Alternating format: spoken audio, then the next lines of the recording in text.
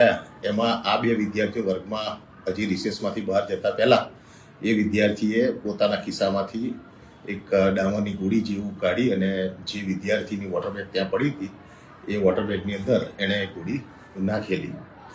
ત્યાર પછી બધા બહાર જતા રહ્યા. રિસેસ પૂરી થઈ, બધા વિદ્યાર્થીઓ વર્ગમાં આવ્યા અને જે વિદ્યાર્થી હતો એણે પાણી પીવા માટે એની પોતાની બોટલ ખોલી એટલે છોકરાને સ્મેલ આવી. એને સ્મેલ આવી એટલે એણે પોતે બાજુવાળાને અને પાછળવાળાને બધાને સૂંઘાડી.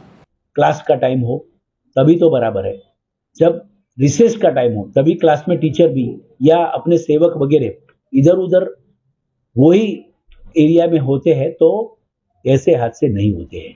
तो हमने स्कूल को इसके बारे में ताकीद भी किया है और स्कूल ने हमारी कचेरी को एक सप्ताह के बाद भी इन्फॉर्म नहीं किया.